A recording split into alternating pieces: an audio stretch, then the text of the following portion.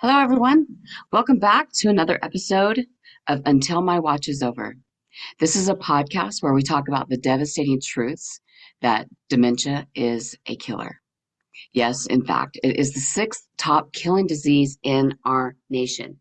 And why do I say this every single time when I open up and start my podcast?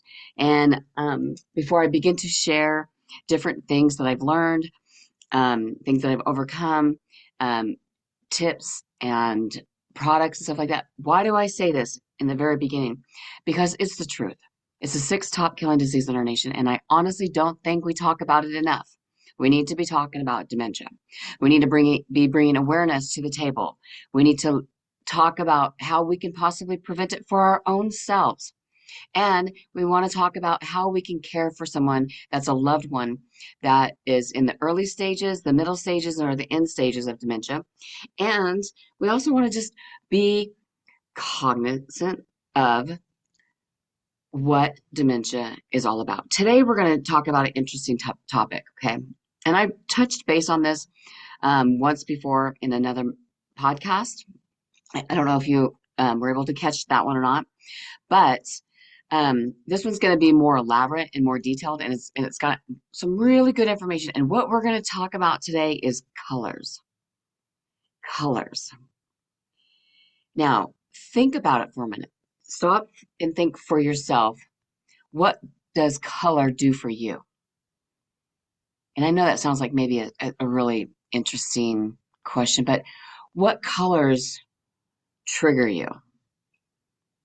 What colors are disturbing to you? What colors actually trigger certain moods that you acquire because of the colors that are around you?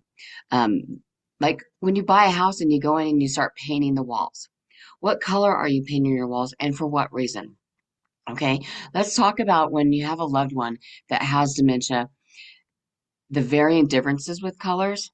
So if you're experiencing some agitation and they're just annoyed, or they don't want to eat, or they don't want to sleep, they don't want to rest, they have a lot of restlessness. And I want you to consider the colors around them because it could be a factor. It actually could be a really huge factor.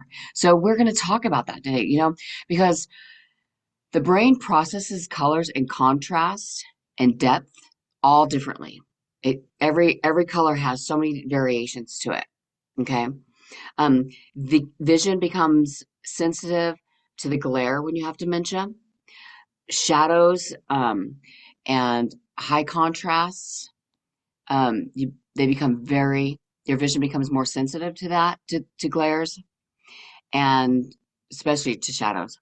And also, the brain may be misinterpreted colors as a threat even. Did you know certain colors are scary? Scary for our loved ones. And I know that sounds like crazy. You're like, it's just a color. But it can pose a threat to them in their thinking and their cognitive ability to get through, around, or maneuver their daily routines with certain colors around them. So be very mindful. We did talk about one color, and I'm going to talk about that right off the bat because the color I mentioned before was black. Black is a huge topic of discussion because it can cause a lot of fear. So you're probably thinking, well, how can black cause a lot of fear? Well, imagine black being a hole. So if you're losing your cognitive ability to think and understand and your perception is off, you see a black rug on the floor and all of a sudden you think it's a black hole. And you got to figure out how to get around it. And what if you don't maneuver very well? What if it's like right going out your door or coming in your door? That's what we kind of talked about last time. Was if you are trying to keep your loved one from escaping your home, you might want to put a black rug in front of the door because it'll actually detour them from going towards the door because they think there's a hole on the floor. So they don't go to the door. But when you're coming home, let's say you took them out on an outing, you went grocery shopping or went and had some lunch or had a doctor's appointment, and you bring them home and you have a black mat in front of the door. If they're hesitant to go forward or to step onto that mat, it's because they probably think that's a hole there. And you don't want them to feel unsafe because then When they get that fear of unsafeness, they can lose their stability to maintain their balance and be able to walk and even get into the door without falling or stumbling or getting hurt. So we need to be really mindful of these things. And these are just ways to help you to better understand and help your loved one. So that way there's not so much agitation with them. So I'm really excited that we're actually talking about this. So what feels normal to us that have normal cognitive abilities to someone who's declining? They're going and losing their cognitive abilities. Um, what feels normal to us no longer feels normal to them. It can feel confusing, they can be frightened, and it can be overstimulating. Overstimulation is really huge with people with dementia. Okay. It's too much. Needs to be backed off. Okay. So what colors can calm? Let's talk about the colors that can calm and help with dementia. The first color we're going to talk about today is blue. Blues. Like soft blues, light blues. They have an effect of calming. It lowers anxiety even, and it even encourages their mind and their brain when they're around things that are blue. It encourages them to relax and to even trust you and to trust you if they're in an environment where it's really blue and it's just soft hues of blue, they feel more secure. It's a security blanket. So some of the best places for you to have blue, like if you're going to paint your home for your loved one or you want to make it more enjoyable for them to live in, and you want to just go to that extra step and go above and beyond, um, and you do decide to paint the bedroom blue or the living room blue or the bathroom blue. All of the places that you actually do care for them, that those are good rooms that you could paint blue. Okay, they would be really good and helpful to you and help reduce that anxiety and bring some calmness and peace and trust into the equation. We want that with our loved ones, okay? So when we think about blue, think about peace and stability, okay? Definitely soft blues, okay? It definitely reduces agitation and their restlessness. Now, you want to avoid dark navy. And I'm sure you can understand why. Dark navy sometimes can give you the perception of black. It's real dark, okay? Not only can it bring fear into your environment for them, but it also can make them feel like they're in a cold and depressed environment. And you don't want to put your loved one who's already losing their memory and their cognitive abilities to function day in and day out. We don't want to add more to that by adding depression or making them just feel like their environment is just cold as ice. Okay, that dark blue, that's kind of what that does. So let's talk about green. Green, like sage, Mm, soft greens, natural, like nature tones is what I'm trying to say. Nature tones, like grass.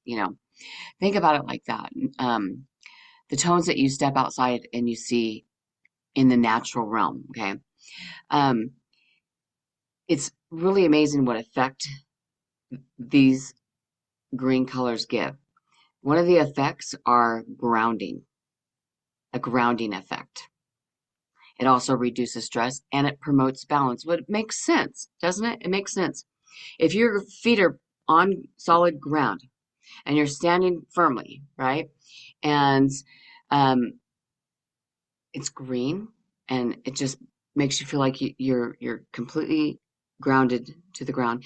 You're going to have better balance. So it makes sense that they go together. And when you have better balance, you don't get so stressed out when you have to maneuver around. Okay. So think about these things. I mean, kind of think about it even for yourself. What do some of these colors, as I'm sharing these with you, what do they do for yourself?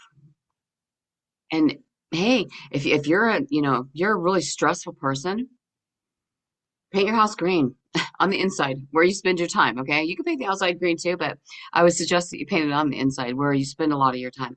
And one of the best uses for the color green would be like walls, your living room walls.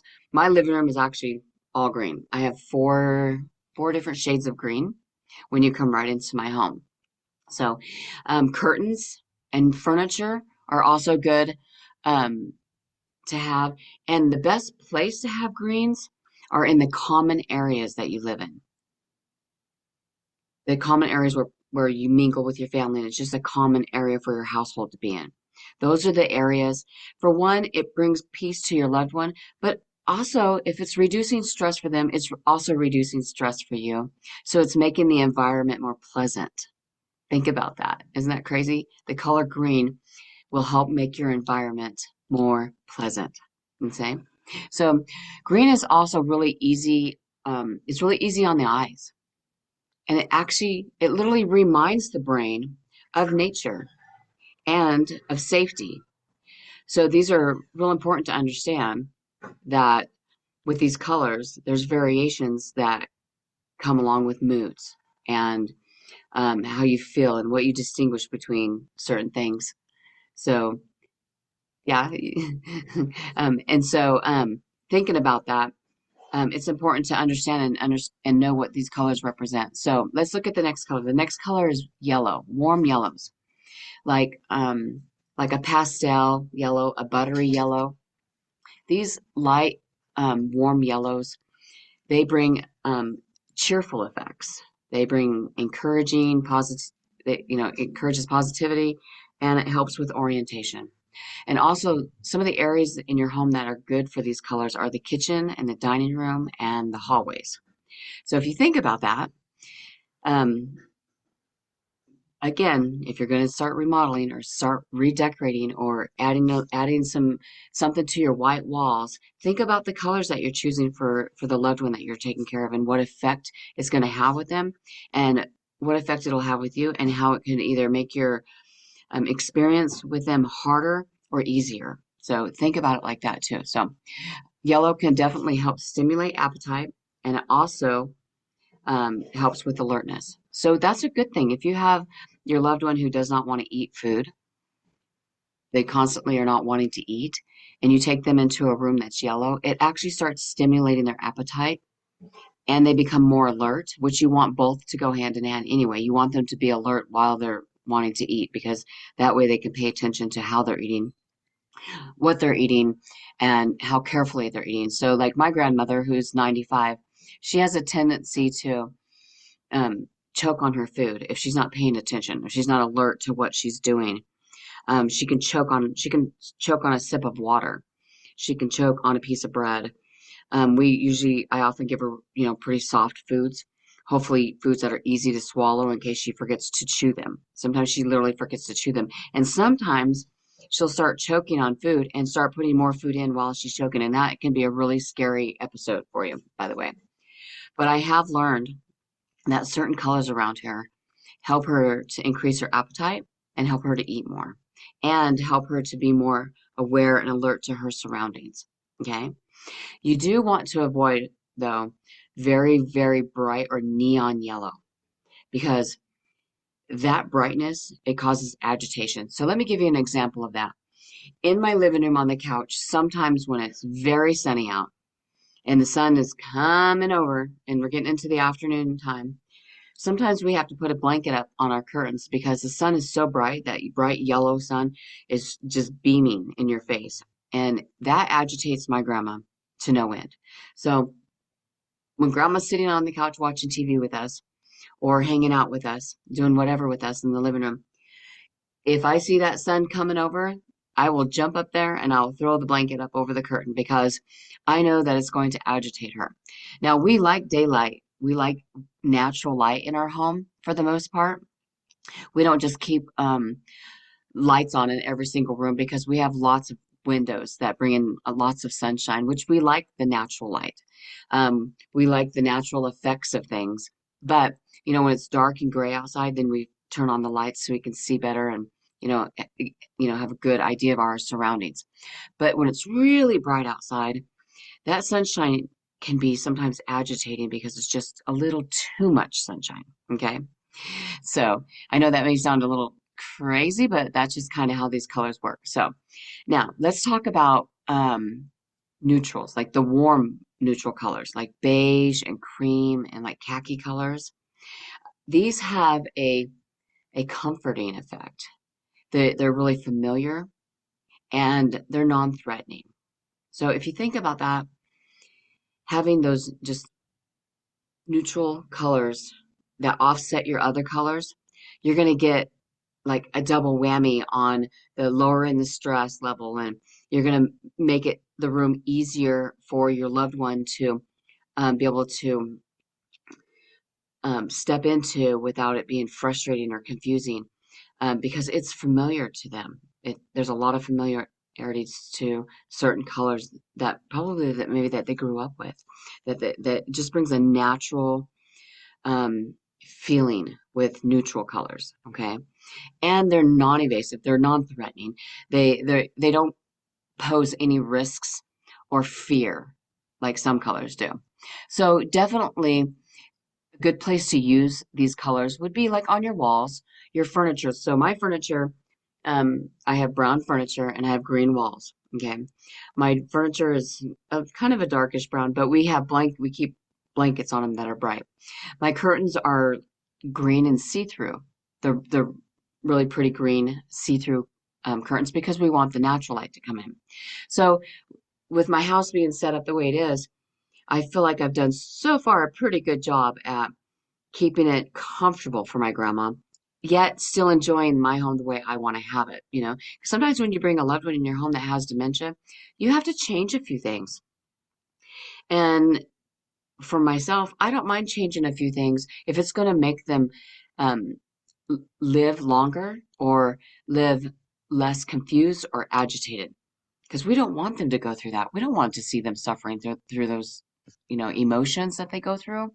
It's hard enough on them, when they're constantly already feeling like they can't remember anything and they don't have the ability to hold on to what little independence they have. So just little tiny tips like these just can make a big difference. So let's continue. Okay. Colors that can cause distress or confusion. Hmm. Okay. Red. I'm sure you all can understand why the color red would be a distressful or confusion color, because red, as it increases agitation, it can trigger fear and aggression, and it actually raises your heart rate. Did not know that. Did you know that? My favorite color is red. I mean, look at my hair, it's red. I have like lots of red sweatshirts, you know? Um, but I try not to wear them all the time unless I'm going to put them on and leave, because if I'm going to wear colors around the house, like today I'm wearing my yellow. It's a soft, light color. I'm taking care of her. And if I'm going to be in the room with her, no matter what room in the house I'm in, whether it's in the room that I bathe her or change her or put her to bed or get her up, or if I'm bringing her into the kitchen to eat, or if I'm bringing her in to relax and read a book on the couch, or whatever I'm helping her to do or having her do, I want to help minimize and reduce any of that agitation. So if I'm wearing a lot of red, and my hair is already red, but if I can't really help that. But if I'm wearing all red, it can possibly agitate her to where she won't even want me to be around her. It can cause her to be afraid of you. I don't want my grandma to ever be afraid of me. I want her to trust me. Trust me. There's that blue color. Talked about that. Okay. We also don't want, if they have congestive heart failure or if they have blood pressure issues, we don't want to cause their heart rate to raise. We want to keep them stabilized. Our job as caregivers is to keep them as stable as possible for as long as possible. Okay? So it can represent to them, sometimes when they see a lot of red, they think of blood, they think of danger, and they think of fire. It makes sense, right? Fire is red. Now, I find it interesting that during the winter we light a fire, but I keep the room, if my grandmother's in the room with me, I keep the living room really brightly lit. I don't turn the lights down because how sometimes you want to turn the lights down and just enjoy just the colors of and the flames of the fire. I don't do that when I have my grandma because I don't want her getting nervous because we have a fire going, an actual wood burning fire, okay? And it's a pretty big open fire. And we like it because it gives us heat. We like it because it helps us reduce waste in our landfills. Um, we can burn stuff easily, and it reduces the trash that we put out. But I make sure that the room is brightly lit up so that way she's not afraid of the actual fire. So just another tip to go along with that color red. So my suggestion, if you are going to paint your house, don't go and paint all your walls red. Don't go buy red carpet, okay? The clothing that you wear is enough. Okay, so like when I wear my red sweatshirts, I really try to be mindful because sometimes I get chilly in the house and I'm a collector of sweatshirts. I love, love, love my sweatshirts. Absolutely love them. Across the board, I collect these things. Everywhere I go, oh, gotta have a new sweatshirt. So it's just my only quirkiness about me is I like my sweatshirts. So I have probably I want to say at least four red sweatshirts. I used to only wear black, and I started incorporating some color into my life. And I'm glad that I did because now that I've learned a lot about dementia and how colors play a specific role in their life, it helps me to understand how I can promote calmness and less agitation for the person that I love. I don't want to see them that way. So, like today, like I said, I put on this yellow sweatshirt. I don't want to I wouldn't deliberately go put my red sweatshirt on, knowing I'm going to go get her up and get her out of bed. Now, sometimes I might forget and put it on not thinking, but usually if I'm going to wear my red sweatshirts, I'm headed out the door and she's probably not going with me. So, I'm running to the store or whatever, and someone else is taking care of her for the moment. So I can go run a couple of errands and I'll wear my red sweatshirt. So that you need to understand, even your clothing can cause agitation with your loved one. And I wonder how many times we think about this. Do we think about it when we dress up in our daily wardrobe, whatever it may be that we're wearing? What effect, if you're around your loved one all day long, what effect are you having on them? Are you making them feel safe that you're around them? Or are you making them feel afraid that you're around them? So you got to be cognizant of those things when you're dealing with someone with a decline. Okay? Now, again, black. Let's talk about black again. Black can be perceived as a hole or a void. We talked about that. Black also causes fear, and it can cause them to refuse to walk or move forward. Okay. Now, I think it's important that we understand how detrimental black can be to people with dementia. It's serious. It's not even funny to do that to them. Okay. A black rug can literally cause them to make them feel like they're going to fall in a hole. They're going to get unsafe, they're going to be unstable, and they're not going to be grounded. Okay. They're not going to be able to keep their footing. They're going to get nervous and start shaking and maybe possibly fall down and get hurt. So I would avoid at all costs black floors, dark furniture, um, against even dark floors. I wouldn't recommend, and black, like even black bathroom fixtures can be a problem. Okay, because they're afraid of this color. Okay, now white. Now glossy white, you have to be careful with because it creates a glare. Now, if you just have like semi-gloss or you have flat or matte, whatever you want to call it, that color paint on your walls, you're probably going to be okay. But glossy, bright white is overstimulating and it causes them to become disoriented. And again, we don't want to bring them to a point where they are afraid of us for any reason, right? We don't want this, okay? Let's talk about purple, okay? Let's talk about purple, especially dark, okay? Dark purple causes confusion, okay? And it can feel very unnatural. or unsettling to them. So we want to make sure that if we're going to wear purple, we wear bright purple colors. If you're going to buy bedding like comforter sets, blankets, pillows, even your throw blanket that you have on your couch, I don't recommend it to be a dark purple. A light pastel purple, I think would be okay. But dark purples cause confusion. It's very unnatural and very, very unsettling to your loved ones. Okay, so keep that in mind. We really need to be mindful. Okay, orange. What about orange? Bright or neon orange literally is so overstimulating, and it can definitely increase agitation, restlessness. They can be really irritable.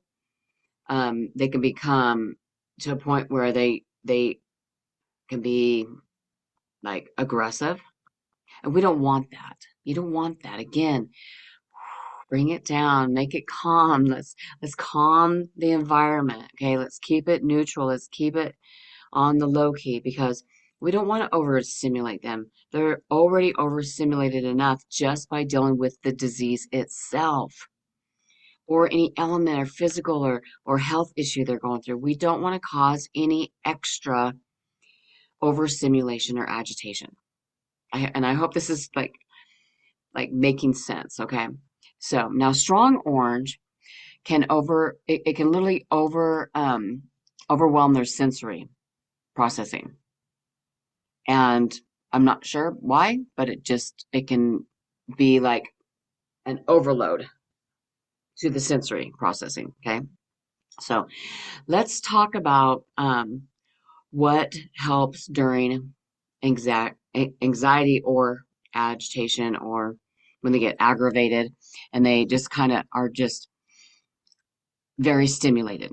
They're irritated with you. Okay. What can you do? Okay. When someone with dementia is stressed or anxious, especially when they're sundowning, I don't know if any of you out there have dealt with sundowning, but I have with both my grandmother and my mother. Now, my mother had the sundowning a lot worse than my grandmother did. And that's going to be another topic of discussion for later, but we are definitely going to dive into that and break that down because there is some crazy stuff that goes on with sundowning.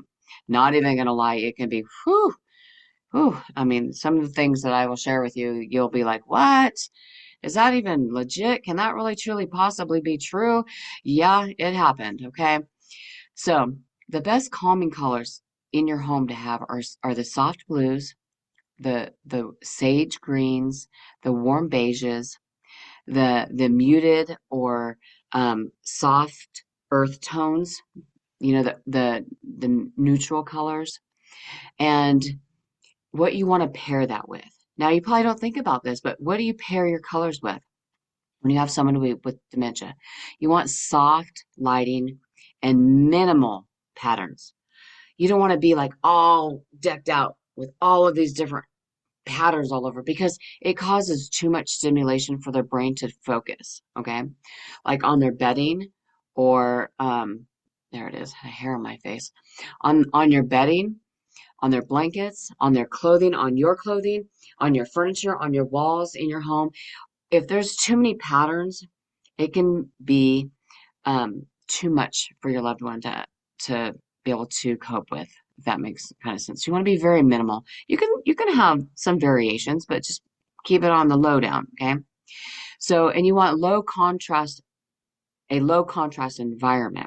And how do you do that? You do that by eliminating the patterns. You do that by taking your lighting and making it not so bright that everything's glared, you know, or, you know, having the room so bright that all they do is this because they're looking around like, wow, it's so bright in here. Kind of like when the sunshine comes in the window and my grandma was like, I don't like that sunshine in my face. And I'm like, okay, grandma, I got you. And, you know, and I will jump right up there on the couch and I will throw a blanket over the curtain rod and, you know, covering up the curtain because the curtain is see-through anyway. And I don't want her to be agitated because she can get really annoyed with that. So I usually try to pay really close attention to it, but I'm telling you, the moment that I don't do it, she's going to let me know about it if it's bothering her. She'll tell me, that's bothering me.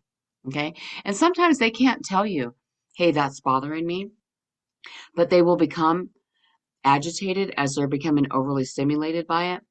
And if they do that, take a look at your surroundings and go, what in the room could be causing her to be agitated? It may not be something that she's doing or going through or feeling. It may be something that's actually in the room causing the overstimulation, causing the agitation. Okay. So be mindful of those things. Think to yourself, what can I do to reduce the agitation in your loved one? Okay. Now, there are colors that are going to trigger anxiety. And you want to try to just avoid these colors. Now, we've already talked about black, and we know why. We want to talk about black because of the fear it brings. Now, white. White is another color that actually triggers anxiety. So most of my rooms in my house have color. I have one area in my house, which is the dining room, um, just because we had to cover it up, is white, but I painted all of the cupboards green. Okay. And it's not a glossy, a high gloss. So we do have some white. Now we do have some white trim in our home. And we do have a little bit of neutral colors because our furniture is neutral, because we have wood tone furniture. So if that kind of makes sense. So we're getting there. Like we have quite a bit on the softer side than we do on the, oh, we need to avoid these colors. Okay. The busy prints. We don't have a lot of that. Okay. Now we do have a house full of 9 people, and so we all share common spaces. So we do have some areas that I consider cluttered or too much stuff. And I try to keep the areas that grandma's in really minimal with even stuff being around her, because too much stuff can even cause the agitation, if that makes any sense. So just think about it like this. Okay. Simple rules as a caregiver. Okay. Um, if it looks too busy, if it's too shiny, if it's too bold or dramatic to you, it probably feels overwhelming to them. It probably feels frightening to them. Now, calm colors will create calm behaviors. Think that way. Calm colors, calm behaviors. Calm colors, calm behaviors. Okay. When you walk into your loved one's room and you're getting them up for the day and you're going to change them and get them dressed, and you're walking around them and maneuvering around them as you're helping them throughout their routine, calm colors are going to help them have a better day than if you walked in there wearing all black or all red or all dark purple. Okay. Try to be mindful of these things. Now, sometimes you might just forget and you just go, oh, yeah, I'm going to wear my favorite purple sweatshirt today. It happens. But if there's some agitation going on around them and with you, and they're short-tempered with you, or they're not responding to you the way they do when you wear your yellow sweatshirt, go change it. Just change it. If it's dirty, go put on a light colored t-shirt or whatever. Change it. It's not going to hurt you, but it's going to help them. And as a caregiver, isn't that what we're to be doing? We're giving care to someone that we care about. Okay. I mean, have you ever noticed your loved one suddenly, like, just refusing to walk in a room? One thing I noticed, that I shared in the very beginning, but we haven't talked about it yet when it comes to colors, are shadows. The shadows and the depth perception. Now, my hallway is like right now, it's dark in my hallway. It's very dark. I can see the end of the hallway, but it's dark because it's a rainy day outside. It's gloomy in the house. I don't have any lights in the hallway on. I don't have the hallway light on, and I don't have any room lights or the bathroom light on. Okay. And grandma's room is at the very end of the hall. Now, when I bring her out of her room, we leave her bedroom light on, so there's light shining right onto the highway. I mean, the hallway, excuse me, not the highway. Must be needing a road trip here pretty soon. Um, I make sure that her bedroom light is shining right on the hallway. Let me say that correctly. Sometimes, if it's dark and dim outside, I make sure the lights in the hallway are on so she can see where she's going. So she has good footage. So she's got proper grounding to the carpet when she's walking on it, okay? And I do that because I don't want her to trip and fall. I don't want her to get stuck. I don't want her to be afraid to move forward.